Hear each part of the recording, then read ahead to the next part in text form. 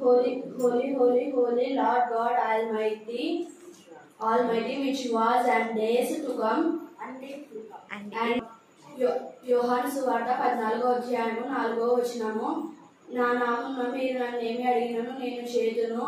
John 14:4 If you ask anything in my name I will do it.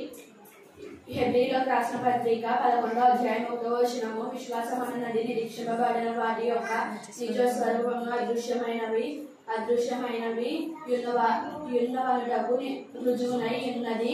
రోమీయులకు రాసిన పత్రిక 8వ అధ్యాయం 16వ వచనము, మనము దేవుని పిల్లలమని ఆత్మ తానే మన ఆత్మతో కూడా సాక్ష్యం ఇచ్చుచున్నాడు. ఇర్మియా గ్రంథము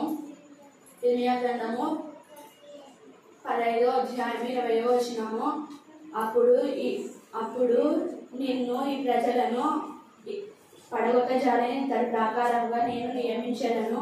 నేను రక్షించుటకు నేను విడిపించుటకు నీకు తోడైయుందును. గనుక వారు నీ మీద యుద్ధం చేసినను నీ మీద జయించకపోదురని యెహోవా సెలవిస్తున్నాడు. God bless all this words. 10వ అధ్యాయము 1 నుంచి 10 వచనాలు. జ్ఞానము గల కుమారుడు తండ్రిని సంతోషపరచును. బుద్ధి లేని కుమారుడు తన తల్లికి దుఃఖము పుట్టించును. భక్తిహీనుల ధనము వానికి లాభకరం కాదు. నీతి మరణం నుండి రక్షించును. యెహోవా నీతిమంతుని ఆకలి కొననీయడు. భక్తిహీనుని ఆశను భంగము చేయును. బద్ధకముగా పని చేయవాడు దరిద్రుడగును. వారు ఐశ్వర్యవంతులగును. వేసవి కాలమున కూర్చువాడు బుద్ధిగల కుమారుడు. కోతకాలమందు నిద్రించువాడు సిగ్గుపరచు కుమారుడు. నీతిమంతుల తల మీదికి ఆశీర్వాదము వచ్చును. బలత్కారము భక్తిహీనుని నోరు మూసివేయును. నీతిమంతుని జ్ఞాపకం చేసుకొనుట ఆశీర్వాదకరమగును. భక్తిహీనుని పేరు అసహ్యతను పుట్టించును. జ్ఞానచిత్తుడు ఉపదేశం అంగీకరించును.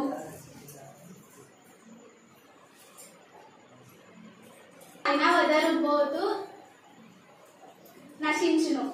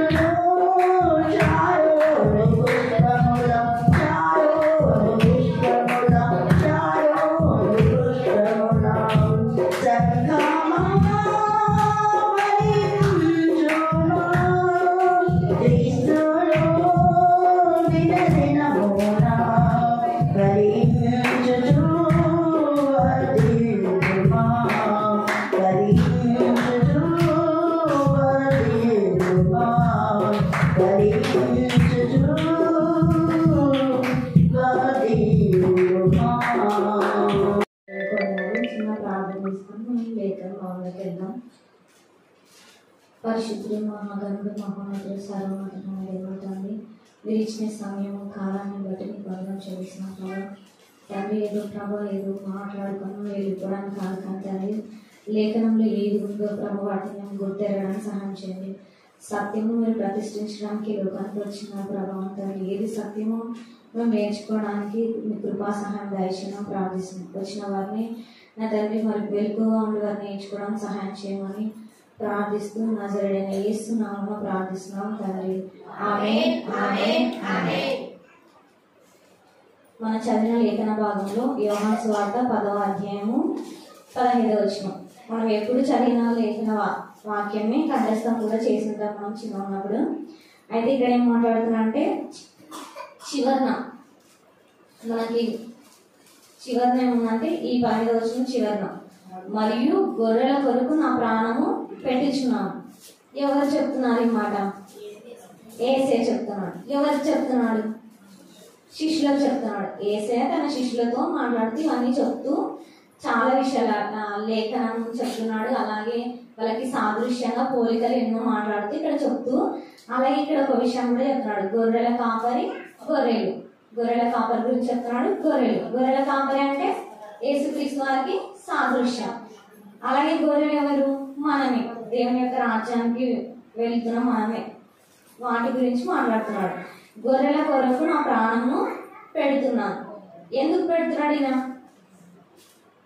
ఒకవేళ ప్రాణము పెడుతున్నా అంటున్నాడు, కానీ మనం ఏం చదివినాం చాలా వరకు యేసుక్రీస్తు వారిని చంపేసినారు, యూదులు చంపేసినారు అన్ని, లేకపోతే పరిసయ్యులు, శాస్త్రులు, సద్దుకయ్యులు మనుషులు చంపేసినారని మనం చదువుతాం. కానీ ఇక్కడ యేసుక్రీస్తు వారు ఏమంటున్నాడు? నేనే నా ప్రాణాన్ని పెడుతున్నాను. ఒకవేళ నిజంగా ఒక మనిషిని మనం చంపేస్తే ఆ వ్యక్తి పెద్ద గొప్ప వ్యక్తి కాదనుకోవచ్చు. అంటే దేవుణ్ణి మనిషి చంపేస్తే మనిషి గొప్పనా దేవుడు గొప్పనా?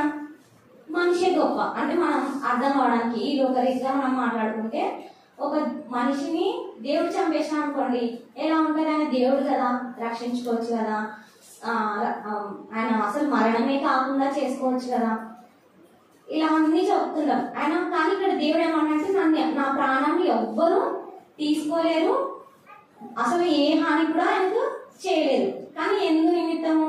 నేనే నా యొక్క చిత్తము లేకపోతే తండ్రి యొక్క చిత్తాన్ని బట్టి నేనే నా ప్రాణాన్ని పెడుతున్నాను, ఎవ్వరు నా దగ్గర నుంచి అపహరించలేడని 8వ వచనంలో చెప్తున్నాడు. అయితే ఎందుకు పెట్టాలి యేసయ్య మన కోసం ఆ యొక్క ప్రాణాన్ని అంటే ఎఫెసీలో చూద్దాం. ఎఫెసీలకు రాసిన పత్రిక 2వ అధ్యాయము 1వ వచనం. మీ అపరాధముల చేతను, ఎఫెసీలకు రాసిన పత్రిక 2వ అధ్యాయము 1వ వచనం. అపరాధముల చేతను పాపముల చేతను మీరు చచ్చిన వారై ఉండగా ఆయన మిమ్మును క్రీస్తుతో కూడా బ్రతికించాడు. ఎలా బ్రతికిస్తున్నాడు అంటే ఇప్పుడు ఆయన చనిపోతున్నాడు. ఈ చనిపోవడానికి కారణం ఏంటనేది ఇక్కడ మనకి ఎఫెసీ పౌలు రాస్తున్నాడు. మీ అపరాధముల చేతను పాపముల చేతను ఎలా ఉన్నాం? మనం చచ్చిపోయినాం. నువ్వు నిజంగా బ్రతికి ఉన్నావని నువ్వు అనుకుంటున్నావు, కానీ శారీరకంగా నువ్వు బ్రతుకున్నా ఆత్మీయంగా నువ్వు చనిపోయినావు అంటున్నాడు యేసుక్రీస్తు. ఇక్కడ లేఖన భాగం బట్టి చూస్తే మిమ్మల్ని ఎలా బ్రతికించినాడు? క్రీస్తుతో కూడా బ్రతికించినాడు. నిజంగా శిలువ యాగం లేకపోతే నువ్వు బ్రతకడానికి అర్హత లేదు, నిత్య జీవానికి అర్హత లేదు. నువ్వు ఎలా చూసినా కూడా దేవునికి ఏ విధంగా చూసినా కూడా నువ్వు ఏమంటున్నాడు? శత్రువు. నువ్వు దేవుని ఎదుట చూడడానికి తన్ను లేకపోతే ఆ శిక్షణ అనుభవించడానికి నువ్వు అర్హుడవి. ఆ దెబ్బలు తినడానికి మనం అర్హులం.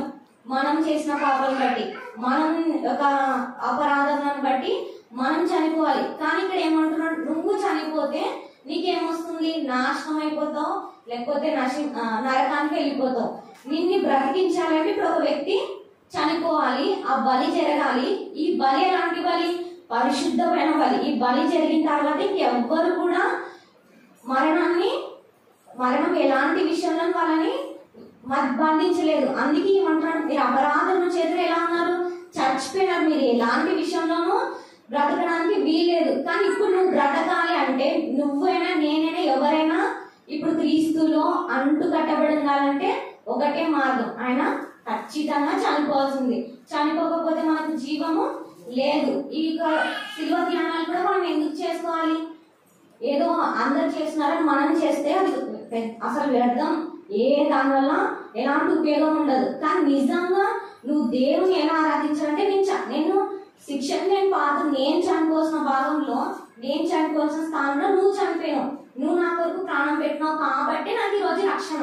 నువ్వు ప్రాణం పెట్టినావు కాబట్టి నాకు ఈరోజు ఈ నిత్య జీవము లేకపోతే ఆ నిరీక్షణ. ఈ వాక్యం మనకు ఎలా అర్థమవుతుంది? నిజంగా రక్షణ లేకపోతే నాకు అర్థం కాదు. ఆయన అనుగ్రహించకపోతే, ఆ జ్ఞానం మనకు అనుగ్రహించకపోతే మనకి ఎలా అర్థమవుతుంది? అది నువ్వు చనిపోయినావు, నువ్వు బ్రతికి లేవు. ఈ రోజు నీకు రక్షణకి ఏదైనా ఆయన నువ్వు చనిపోయినావు కాబట్టి నీ కోసము ఆయన చనిపోయినాడు. మనం చూస్తే ఆది కాండంలో చనిపోయినట్టు, లేకపోతే ఆయన బలి జరిగినట్టు ఆది కాండం 3వ అధ్యాయంలో చూస్తాం. ఇంకొక చోట 19వ అధ్యాయంలో చూస్తాం. ఇస్సాకు మారుగా ఆయన బలి అవుతాడు. ఇక్కడ ఆదాము గురించి కూడా తలం గురించి 22వ అధ్యాయం, ఆది కాండం 22వ అధ్యాయంలో కూడా ఉంది, 3వ అధ్యాయంలో ఉంది. అంటే ఆల్రెడీ దేవుడు లేకపోతే యేసుక్రీస్తు వారి గురించి లోకం ఎలా మాట్లాడుతుందంటే ఆయన దేవుడైతే బ్రతికించుకోవచ్చు కదా, అసలు చనిపోకుండానే ఉండొచ్చు కదా క్వశ్చన్ మనకి. అయితే వాళ్ళకి ఎలా చెప్తాం మనం? ఈజీగా లేదు ఆయన దేవుడు అని చెప్పేసి ఉరికి వచ్చేయడం కాదు, లేఖనము మనం చూపించాలి. ఒకవేళ మన విశ్వాసం బలపడుతుందో లేదో తర్వాత, కానీ నీ విశ్వాసం ఖచ్చితంగా బలపడుతుంది. ఒక ప్రశ్నకి జవాబు లేకపోతే వాక్యానుసారంగా ఎవరైనా ప్రశ్న అడిగితే మనం ఖచ్చితంగా వాటిని జవాబు చెప్పేలాగే ఉండాలి. ఖచ్చితంగా లేఖనానుసారంగా మనం మాట్లాడాలి. వాళ్ళకు విశ్వాసం ఒకవేళ నమ్ముతారో నమ్మరో, కానీ మన విశ్వాసం ఖచ్చితంగా బలపడుతుంది. అందుకే యేసయ్య చనిపోవడానికి కారణం కూడా అదే. నువ్వు క్రీస్తులో అంటు కట్టబడి ఉండాలి. నువ్వు అపరాధం నుంచి అయితే చనిపోయినావు కదా, నేను ఇప్పుడు క్రీస్తుతో బతికించడానికి యేసుక్రీస్తు వారు వచ్చినాడు. అయితే ఈ వచనం కూడా చూద్దాం. యోహాను సువార్త 10వ అధ్యాయము 18వ వచనము. ఎవడును నా ప్రాణము తీసుకొనడు, నా అంతట నేనే దాన్ని పెట్టించున్నాను. దాన్ని పెట్టుటకు నాకు అధికారం కలదు, దాన్ని తిరిగి తీసుకున్నటకు నాకు అధికారం కలదు. నా తండ్రి వలన ఈ ఆజ్ఞ పొందితిని అనేను. అంటే మనం ఇప్పుడు మాట్లాడిన విషయాలన్నీ కూడా ఈ రెఫరెన్స్ కోడ్ చేసి ఈ రెఫరెన్స్ ద్వారా మాట్లాడవచ్చు. ఎవరైనా మనం ప్రశ్నిస్తే ఇదే మన సమాధానం. ఆయన దేవుడే, సంపూర్ణ దేవుడు, అలాగే సంపూర్ణ మానవుడు. ఖచ్చితంగా ఆయన మానవ రీతిలో వచ్చాడని నిజమే, కానీ ఆయన దేవుడు అనేది కూడా నిజం. ఎందుకు ఇక్కడ ఏమంటున్నాడు, ఎవరు ఆయన ప్రాణాన్ని తీసుకోలేరు. నేను పెడితేనే, నేను అధికారం ఇస్తేనే పిలాతుకు. పిలాతు ఏమంటాడు, నీకు తెలుసా నేను విడిపించగలని, నా చేతిలో అధికారం ఉంది, నేను విడిపిస్తాను అంటే ఏసేమంటాడు అక్కడ, ఎవరు అంటే ఏం మాట్లాడుతున్నాను, నీకు అధికారం ఎవరు ఇచ్చినారు, నేను ఇస్తేనే నీకు అధికారం వచ్చింది, నువ్వు ఈరోజు ఇక్కడ నిలబడినావు, లేకపోతే నీకు అధికారము లేదు. అందుకే అంటున్నాను, నేను పెడుతున్నాను, నేనే నా యొక్క బలిని, నా యొక్క ప్రాణాన్ని నేనే అర్పిస్తున్నాను. ఎవరు తీసుకోలేరు, ఎవరు దాన్ని మాట్లాడడానికి లేదనమాట. ఎవరు కూడా దీని గురించి ప్రశ్నించడానికి లేదు. ఎందుకంటే హేతువాదులు ప్రశ్నిస్తుంటారు కదా, అందుకోసం ఈ లేఖనం, ఈ యొక్క వచనం చాలా మనకు అవసరం. ఆయన దేవుడు అనడానికి ఆయన ఎవరు చంపలేదు, యూదులు ఇంకెవరు కూడా ఆయన చంపలేదు. ఆయన చిత్తానుసారంగా ఆయన అప్పగించుకున్నాడు కాబట్టి ఆయన ఒక మరణం జరిగింది. ఎందుకు అనేది మనం ఎఫెసీలో చూసినాం. 2వ అధ్యాయం 1వ వచనంలో, మీరు అపరాధం చచ్చిపోయినారు, ఏ విధంగా చూసినా కూడా బ్రతకడానికి అర్హత లేదు. ఇంకా పాత నిబంధన చూస్తే మీరు ఎలా ఉన్నారు, పాపం అనే రక్తం చేత మీరు ఉంటే మిమ్మల్ని దేవుడు ఎలాంటి రక్తం శుద్ధి చేసినాడు. ఈ శుద్ధి యొక్క బలి జరిగింది కాబట్టి మనం బ్రతకడానికి. అయితే ఈ రోజు రక్షణ పొందుకున్న వాళ్ళు ఉన్నారు, బాప్తిసం తీసుకున్న వాళ్ళు ఉన్నారు, ప్రతిరోజు సహవాసానికి వచ్చే వాళ్ళు ఉన్నారు. అయితే ఇది తెలియకపోతే మనము వ్యర్థం కదా. మన యొక్క స్థిరమైన విశ్వాసం దేని మీద ఉండాలి, యేసుక్రీస్తే. ఈయనే దేవుడు, ఈయనే ఆది సంభూతుడు, సర్వం మీద అధికారం కలిగిన వాడు. నిన్న మనం విన్నాం కదా, దేవుడు అనే పదము ఎలా ఇంకొక విధంగా చెప్పాలంటే బహుళత్వము అని చెప్తాం. అంటే మనకు అర్థం కావడానికి ఆయన తండ్రి, కుమార, పరిశుద్ధాత్మ నామంలో ఉన్నాడు కాబట్టి తండ్రి కుమారుడు కూడా దేవుడే, ఆయన యొక్క ముగ్గురు కూడా సమానులు అని చెప్తున్నాం. అలాగే ఈయన తన యొక్క ప్రాణాన్ని పెట్టాడు. ఇంకొక చోట చూస్తే మీరు ఇంటికైనా చదవండి, ద్వితీయోపదేశకాండ 6వ అధ్యాయం 4వ వచనంలో, ఓ ఇజ్రాయేలు వినుము, నీ దేవుడైన యెహోవా అద్వితీయుడవు దేవుడు అని ఉంటుంది. అద్వితీయుడు అంటే బహుళత్వము అని హెబ్రీ భాషలో రాసింటారనమాట. ఎలోహిం అనే పదం చూడంతా బహుళత్వానికి సంబంధించి ఉంటుంది. అయితే నేను ఎందుకు ఇదంతా చెప్తున్నా అంటే, యేసుక్రీస్తు కూడా దేవుడే. ఆయన తన ప్రాణాన్ని పెట్టగలడు, తీసుకోగలడు, ఆయన మరణించగలడు, మరణాన్ని జయించగల శక్తి ఆయనకు ఉంది అని చెప్పడానికి లేఖనాలు. ఈ సినిమా ధ్యానాలు మనం నేర్చుకోవాల్సింది కూడా ఏంటంటే, ఆయన చనిపోయినాడు, నిజమే, ఆయన చనిపోయినాడు, ఆయన రక్షణ ఇచ్చినాడు, బాప్తిసం ఇచ్చినాడు. ఇంకా చెప్పాలంటే ఆయన పరిశుద్ధాత్మ శక్తి చేత కొంత నింపుతూనే నడిపిస్తున్నాడు, దేవుడు సహవాసాన్ని పరిచయం నడిపిస్తున్నాడు. అయితే ఇప్పుడు నువ్వేం చేయాలి, మనం ఏం చేయాలి, మనం ఏం నేర్చుకోవాలి? ఈ యొక్క వాక్యం ద్వారా మనం ఇంకా నేర్చుకోవాల్సిన ఏదైనా ఉందా అంటే, మనం ఎప్పుడు చదువుకునేది అపోస్తల కార్యం 2వ అధ్యాయము, అపోస్తల కార్యము 2వ అధ్యాయము 42వ వచనం, వీరు అపోస్తల బోధయందును, సహవాసమందును, రొట్టె విరుచుటయందును, ప్రార్థన చేయుటయందును ఎడతెగక ఉండిరి. సేమ్ ఒక అపోస్తలులు అంటే మనం చూసి, అపోస్తలు అంటే 12 మంది శిష్యులు. మనం ఇప్పుడు ఏదైతే ఇప్పుడు ప్రస్తుతానికి మనం చెప్పుకుంటున్నాము క్రైస్తవులని చెప్పుకుంటున్నాం. అయితే క్రైస్తవులని మామూలు అంతకుముందు క్రీస్తు జననం ముందు క్రైస్తవులు ఎవరు లేరు. మరి అంతవరకు ఏముంది, ఇస్రాయేల్ ఉన్నారు, యూదులు ఉన్నారు చూస్తాం. కానీ ఎవరు ఇక్కడ క్రైస్తవులుగా మొదట క్రీస్తు నుంచి వచ్చిన వాళ్ళు అపోస్తలులు. తర్వాత ఇప్పుడు యేసుక్రీస్తు చనిపోయినారు, తర్వాత ఎంతమంది వచ్చినారు, 12 మంది. మళ్ళీ తర్వాత ఇక్కడ బోధలు పేతురు అక్కడ బోధ చేస్తే 3000 మంది. ఇలా ఏమైపోయింది, సంఘం విస్తరిస్తూనే ఉంది తప్ప ఎక్కడ కూడా ఆగిపోలేదు. ఒక యూదులు అనుకున్నారు యేసుక్రీస్తుని చంపేస్తే ఇడికి అయిపోతుంది, ఒక బోధ చెప్పే వాళ్ళు ఉన్నారు, నేను దేవుణ్ణి అని చెప్పుకునే వాళ్ళు ఉన్నారు, లేకపోతే ఇంకొక మతాన్ని సృష్టిస్తున్నారు అని అన్నట్లు యూదులు ఏం చేస్తున్నారు, చంపేస్తున్నారు. కానీ ఒక్క యేసుక్రీస్తుని చంపేస్తే ఆడి క్రైస్తవం ఆగిపోయిందా? ఎప్పుడు ఆగిపోలేదు. యేసుక్రీస్తుని చంపే కొలది ఇంకా పెరుగుతూనే ఉంది. అపోస్తులు కూడా చనిపోయినారు, హతసాక్షులైనారు. అంత మాత్రానికే క్రైస్తవులు పెరగడం ఆగిపోయిందా? ఎక్కడ ఆగిపోలేదు. అందుకు ఇక్కడ 42వ వచనంలో అయితే ఏం చేయాలి? అపోస్తులైనా ఏం చేయాలి? నువ్వైనా నేనైనా ఏం చేయాలి? నువ్వు బోధ, ఒకే బోధలో నిలబడు. నీ బోధ ఏంటి? నువ్వు సత్యమైన బోధలో నిలబడా లేదో సరి చూసుకో. లేఖనం చదువు. ఒకరోజు చదివేసి ఇంకా నాకు వచ్చే నాకు తెలుసులే అన్నట్లు ఉండొద్దు. అన్నట్లు మనం ముందుకు వెళ్ళిపోతే ఖచ్చితంగా పడిపోవడానికి అవకాశం ఉంటుంది. యూదులు అలాగే చేస్తున్నారు. మాకు అన్ని తెలుసు అంటున్నారు, కానీ వాళ్ళు సత్యానికి ఎదురు వెళ్తున్నారు. కాబట్టి నువ్వు బోధలో నిలకడగా ఉండు అని తిమోతి పత్రికలో రాస్తాడు పౌలు. అలా ఇక్కడ కూడా అదే మాట్లాడుతున్నాడు. బోధ ఎందును సహవాసం. ఇప్పుడు నాకు అన్ని వచ్చి నాకు చదువుకున్నాను, నేను అన్నిటి ఒకవేళ బైబిల్ కదా నేను స్టడీ మొత్తం చేసేసినాను, నేను బైబిల్ ట్రైనింగ్ మొత్తం చేసేసినాను, నాకు సహవాసం అవసరం లేదని మనం అనుకోవడానికి వీల్లేదు. మనం ఎన్ని ఖండిత వాక్యాలు వేసినా ఎన్ని నేర్చుకున్నా కూడా సహవాసం కూడా ఖచ్చితంగా ఉండాలి. బోధలో నీకు స్టాండింగ్ ఉండాలి, నువ్వు నిలబడే విధానం సత్యం కోసం నిలబడే విధానం ఉండాలి. సహవాసం నీకు ఖచ్చితంగా సహవాసం చాలా అవసరం. సహవాసం లేకపోతే ఎవరైనా పడిపోవాల్సిందే. ఎవరు పడిపోయినారు? బెస్ట్ ఎగ్జాంపుల్ ఇంతకు ముందు చెప్తున్నాను. వాక్యం మంచి నేలను విత్తబడిన వారి గురించి చెప్తున్నాను. విత్తబడని వాళ్ళు ఎవరు? ఇస్కరియోతు. ఇస్కరియోతు ఇదే 12 మంది అపోస్తలుల్లో ఉన్నాడు. ప్రతిరోజు ఆయన ఒక వాక్యాన్ని విన్నాడు. ఇంకా ఏం చెప్పాలి, అద్భుతాలు చేసినాడు, అన్ని చేసినాడు. కానీ చివరి విషయంలో ఏం చేస్తున్నాడు అంటే యేసుక్రీస్తు వారితో లేడు. మరి ఎక్కడ తిరుగుతున్నాడు? యూదుల దగ్గరికి తను ఎలా పట్టించాలని వాళ్ళతో మాట్లాడుతున్నాడు. మళ్ళీ ఇక్కడ వస్తున్నాడు, అక్కడికి వెళ్తున్నాడు, ఇక్కడికి వస్తున్నాడు. అంటే సగం సగం అనమాట. అక్కడ కాసేపు, ఇక్కడ కాసేపు. అది మనకు మంచిది కాదు. సహవాసం నీ బోధలో నువ్వు నిలబడి సహవాసంలో కూడా ఏకరీతిగానే ఉండు. నీ సహవాసం ఏంటో నువ్వు తెలుసుకో. దేవుని పిలుపు ఏంటో నువ్వు తెలుసుకుంటే ఖచ్చితంగా సహవాసం నిలబడతావు. ఒకవేళ నిలబడలేదనుకోండి, మనం కూడా ఏమైపోతాం? అప్పు అది ఎలా ఉన్నాడు? అటు ఇటు తిరుగుతున్నాడు. మనం యెషయాలో చూస్తాం. అటు ఇటు తిరిగే స్వభావం ఎవరిది? అపవాదిదే. కాబట్టి నీ బోధలో నువ్వు నిలబడాలి, సహవాసంలో కూడా నువ్వు ఖచ్చితంగా నిలబడాలి. ఎక్కడ ఉన్నా సరే నువ్వు సహవాసానికి సహకరించాలి, ప్రార్థించాలి. ఒకవేళ నువ్వు దూరంగా ఉన్నప్పుడు ఇదే సమయంలో టీచర్ చెప్పించాను సార్. నేను డిగ్రీలో ఉన్నప్పుడు మేము బస్సులో వచ్చామన్నది ఇదే సమయానికి ఒకవేళ రాలేకపోతే ఏం చేయాలి? బస్సులో ఖచ్చితంగా ప్రార్థన చేసుకోవాలని చెప్పే టీచర్. అలాగే చేసేవాళ్ళం మేము.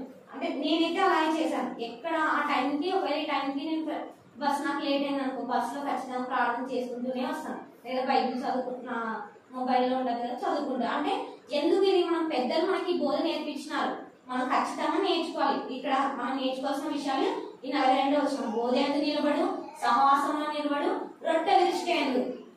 చాలా మంది సహవాసానికి వస్తారు, నిజమే బోధ వింటారు, అన్ని చేస్తారు, ఖండిత వాక్యాలు నేర్చుకుంటారు, కానీ రొట్టె విరచడం లేదు. అంటే రొట్టె విరచడం అంటే ఇక్కడ ఏంటి? ప్రభు యొక్క బలలో నువ్వు పాలు పొందట్లేదు. అంటే నువ్వు ఇంకా బాప్తిసం తీసుకోలేదు. నువ్వు అంటే బాప్తిసం అనేది ఈ యొక్క లేకపోతే నీ శారీరకంగా నేను దేవుని కొరకు నిలబడ్డాము అనడానికి మొదటి అడుగు. అంటే సంపూర్ణత ఎవరికి రాదు. బాప్తిసం తీసుకున్న వెంటనే ఎవరు సంపూర్ణము కాలేదు క్రీస్తులో. అయితే నువ్వు మొదటి అడుగు. ఇక్కడ బాప్తిసాలు కూడా మనం చూస్తాం కదా, 3 రకమైన బాప్తిసాలు ఉన్నాయి. నీటి బాప్తిసం ఉంది, పరిశుద్ధాత్మ బాప్తిసం, అగ్ని బాప్తిసం. అయితే ఇవన్నీ నువ్వు తీసుకున్నప్పుడే సంపూర్ణతలోకి. చాలా మంది బాప్తిసం తీసుకోవాలంటే భయపడుతుంటారు. నేను ఉండలేను, నేను మళ్ళీ పడిపోతాను, నేను మళ్ళీ వెనక్కి వెళ్ళిపోతాను, మళ్ళీ దేవుడు నన్ను ఏమంటారు ఏదేదో చేసేస్తాడు. అలా ఏం లేదు. అయితే దేవుడు గద్దిస్తాడు, ఖచ్చితంగా ఆయన సరి చేయడానికే మళ్ళీ గద్దిస్తూ ఉంటాడు. అయితే నువ్వు రొట్టె విరచడంలో చాలా ప్రాముఖ్యంగా ఉండాలి. నువ్వు ఖచ్చితంగా బాప్తిసం తీసుకోవాలి, ప్రభు యొక్క రొట్టెలో ఉండాలి, ప్రభువులో తీసుకోవాల్సిందే, ఖచ్చితంగా తీసుకోవాల్సిందే. అయితే తీసుకునేటప్పుడు ఆత్మ పరిశీలన చేసుకోవాలి. బోధ, సహవాసం, రొట్టె విరచడం. నెక్స్ట్ ప్రార్థన చేయటందును. ప్రార్థన అంటే కేవలం మన కొరకు ఒక్కడే చేసుకోవడం ప్రార్థన అని ఎక్కలేదు. యేసుక్రీస్తు వారు విజ్ఞాపన చేస్తున్నాడు. ఎవరి కొరకు? అందరి కొరకు. మానవులు ప్రతి ఒక్కరు ఆయన ప్రేమించేవారు, ప్రేమించని వారు ఉన్నారు, దూషించేవారు ఉన్నారు, ఆయనని లేకపోతే చంపిన వారు ఉన్నారు. ప్రతి ఒక్కరి కొరకు ఆయన ప్రార్థన చేస్తున్నాడు. కానీ ఆ ప్రార్థన ఇంకా చోట ఏం రాయబడింది?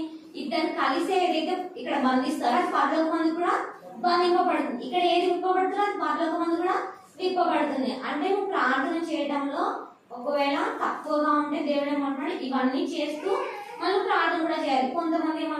కొంతమంది లేకపోతే ఇంకెప్పుడు విశ్వాసంలో బలపడుతున్న వాళ్ళు ఏమంటున్నారు, నేను ఈరోజు సహవాసానికి వెళ్ళినాను, ప్రార్థన అక్కడ చేస్తున్నాను, అయిపోయింది కాదు. వ్యక్తిగత ప్రార్థన ఉండాలి నీకు, మళ్ళీ ఇక్కడ బోధలు ఉండాలి. మనం ఇక్కడ చేసేసి ఏమనుకుంటామంటే ఇంకా నేను చేసేసిన ఈరోజు ప్రార్థనకి వెళ్ళినాను, వాక్యం చదివినాను, అక్కడ చెప్తుంటే విన్నాను, బాగానే అయిపోయింది అని అనుకో. నీ వ్యక్తిగత విషయము నీది, అది నీ పర్సనల్ ప్రేయర్. కానీ ఇక్కడ ఇది సహవాసంలో నువ్వు ఇచ్చే ప్రార్థన వేరు, వ్యక్తిగత ప్రార్థన వేరు. ప్రార్థనలో కూడా మనము రకాలు చూస్తాం కదా, సాగిలపడి చేయడం, మోకాలు చేయడం, వీలబడి చేయడం, ఇంకో కొంతమంది అయితే కళ్ళు తెరిచి కూడా చేస్తుంటారు ప్రార్థన. అలాగే ఇక్కడ కూడా ప్రార్థన అంటే మనం జస్ట్ ఒక ప్రార్థన చదువుకునే వెళ్ళిపోకూడదు. ప్రతి వచ్చిన మనము ఇలా మాట్లాడుకుంటే లేకపోతే చదివినప్పుడు దేవుడు మనతో కూడా మాట్లాడతారు. ప్రార్థన ఎట్లా చేయటలో ఇంకా యాకోబు రాసిన పత్రికలో 1:5 ఏమంటాడు, ప్రజలు అందరి కొరకు, ప్రతి ఒక్కరి కొరకు, రాజ్యం కొరకు, రాజుల కొరకు, అందరి కొరకు ప్రార్థన చేయాలని ఇంకొక చోట రాస్తాడు పౌలు. ప్రతి ఒక్కరి కొరకు మనం ప్రార్థన చేయాలి. ఇది ప్రార్థన.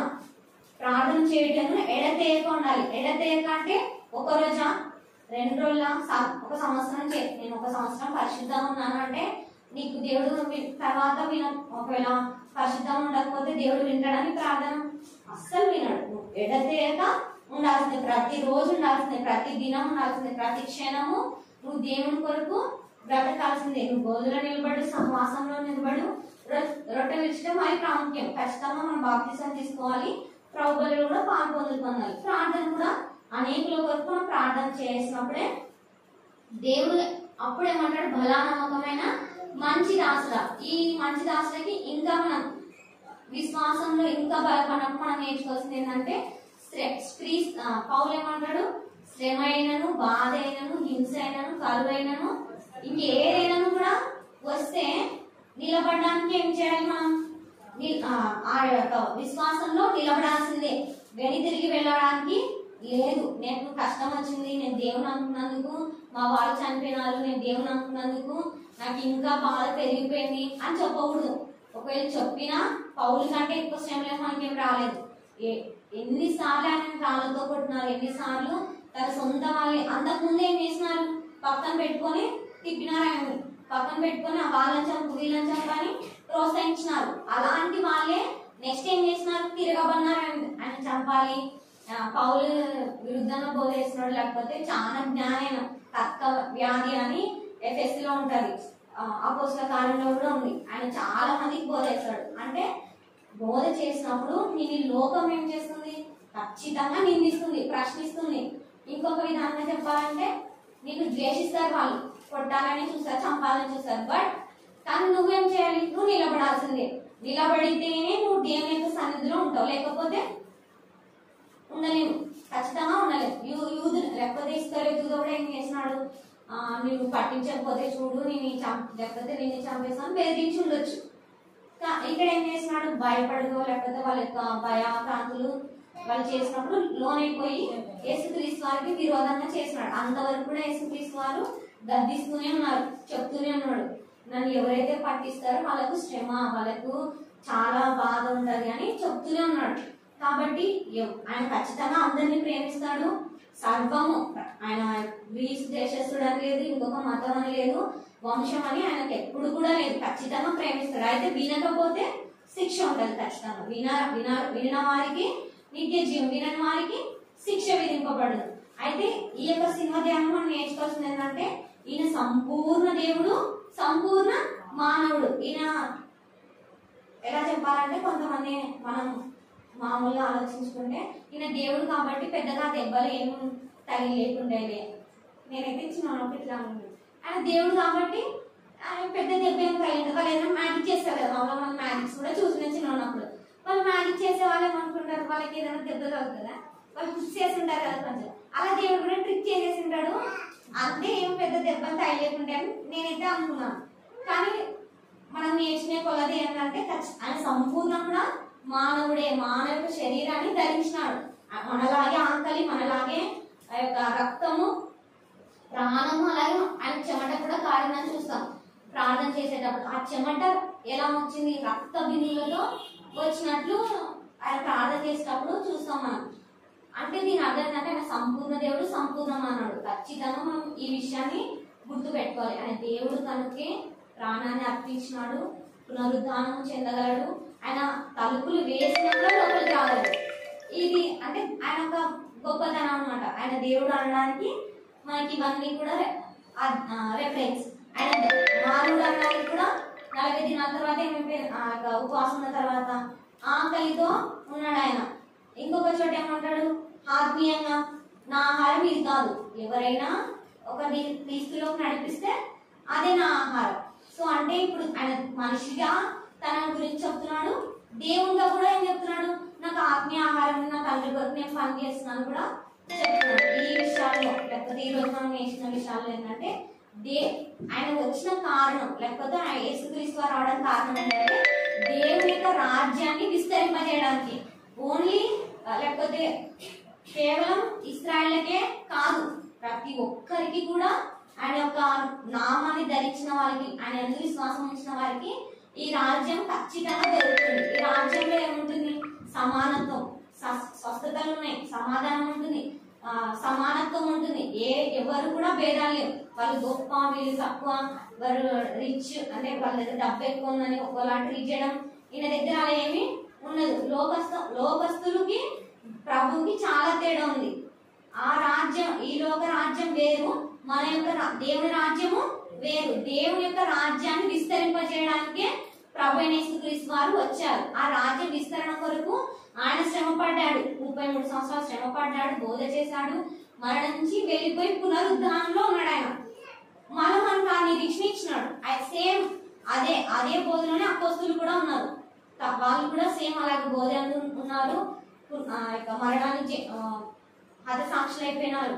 వీళ్ళు కూడా దేవుని యొక్క రాజ్యాన్ని విస్తరింపజేయడానికి పని చేస్తున్నారు. ఇప్పుడు మనం కూడా చేయాల్సింది ఇది, మన బోధ అయినా మన ప్రార్థన అయినా ఎలా చేయాలి, దేవుని యొక్క రాజ్యాన్ని విస్తరింపజేయడానికి. అంటే ప్రభువా ఇంకొకరు నడిపించాలి, మన ఆత్మ భారణం పట్టి ప్రార్థన చేయాలి. వేరొకరికి వాక్యం చెప్పడానికి మనము అంటే ఈ యొక్క లేఖనం చదవాలి. వీళ్ళకి ఎలా అర్థమైతే ఎలా చెప్తే అర్థమవుతుంది. ఎవరైనా హైందవులు కూడా మనం ప్రశ్నించవచ్చు, వాళ్ళకి ఎలా చెప్తే అర్థమవుతుంది, వాళ్ళని మనం బాధ పెట్టొద్దు, అలానే వాళ్ళని దూషించొద్దు. మనకు తెలిసిన వాక్యాన్ని ప్రేమతో వాళ్ళకి తెలియజేద్దాం. ఇదే మన దేవుని యొక్క రాజ్య విస్తరణ. ఒకవేళ నువ్వు ద్వేషిస్తే అక్కడికి ఏమైపోతాం, నిజానికి దేవుని వాక్యాన్ని చాటి చెప్పినట్లు ఉండదు. మనం ప్రేమతోనే వాళ్ళ వాక్యాన్ని చెప్పాలి. దేవుని యొక్క రాజ్య విస్తరణ కొరకు యేసుక్రీస్తు వారు వచ్చినారు, అపోస్తులు అదే బోధలో నిలబడినారు. మిషనరీస్ తర్వాత వాళ్ళు కూడా సేమ్, వాళ్ళు కూడా శ్రమలు వచ్చినాయి, ఇబ్బందులు వచ్చినాయి. మనం చరిత్ర చదివితే, హిస్టరీ ఇండియన్ హిస్టరీ చదివితే వాళ్ళు ఎన్నో చట్టాలను మన కోసం తీసుకొచ్చినారు. మనం చూస్తే బైబిల్ అని అంటారు కదా, వినే ఉంటారు మీ మాట, దాన్ని దేవదాసి యొక్క అని చెప్తారు. వాళ్ళు మిషనరీస్ ఏం చేస్తున్నారంటే అలాంటి వారందరినీ యాక్ట్ ఏమంటారు, ఆ యొక్క ఏమంటారు నిబంధన అంటే పోలీస్ వాళ్ళతో రాజ్యంతో మాట్లాడి వాళ్ళ కొరకు ఒక నిబంధన చేసినట్టు, ఇలాంటివి చేయకూడదు, ఆడపిల్లల్ని మీరు ఇలా ఇవ్వకూడదు, ఇంగ్లీష్ లేకపోతే మనం చదువుకోవడానికి ఈరోజు చదువులు, హాస్పిటల్స్, మనం ఈరోజు ఇంత విద్య భారతదేశం పొందడానికి కారణం కేవలం మిషనరీసే, క్రైస్తవులే, దేవుని నమ్ముకున్న వాళ్ళే. అంటే దేవుని యొక్క రాజ్యాన్ని వాళ్ళు ఏం చేస్తున్నారు, విస్తరింపజేస్తున్నారు. సేమ్ మనం కూడా అంతే. నీ చదువైనా, నీ యొక్క పని అయినా, లేకపోతే నీ బోధన ఏదైనా నీ దేవుని యొక్క రాజ్యాన్ని విస్తరణ చేయడానికి మాత్రమే ఉండాలి. ఎవరిని మనం బాధ పెట్టద్దు అంటే మళ్ళీ ఖండించొద్దని కాదు, లేఖనం ఖండించడానికి, బుద్ధి చెప్పడానికి, అలాగే ప్రేమించడానికి కూడా మనకు చూపిస్తుంది. ప్రేమ కలిగి ఉన్న కూడా ఇక్కడ కొరింథీ పత్రిక 14వ అధ్యాయంలో అంటాడు కదా, మొదటి కొరింథీలో, ప్రేమ లేకపోతే వ్యర్థము. 13వ వచనంలో ప్రేమ లేకపోతే నువ్వు ఒక కంచం మోగినట్లు అక్కడ చెప్తాడు అనమాట. వ్యర్థం నువ్వు ప్రేమ లేకపోతే, నువ్వు ఎంత బోధ చేసినా, నువ్వు ఎంత వాక్యము కలిసి ఉన్నా కూడా ప్రేమించాలి. ప్రేమించే వాళ్ళే గర్దిస్తారు, ప్రేమించే వాళ్ళే మనల్ని ముందుకు నడిపిస్తారు. సమయం ఇచ్చినందుకు టీచర్ వందనాలు. ఈ యొక్క చిన్ని వాక్యం దేవుడు మన ఇంటిలో బలపరచుగాక. ఆమేన్.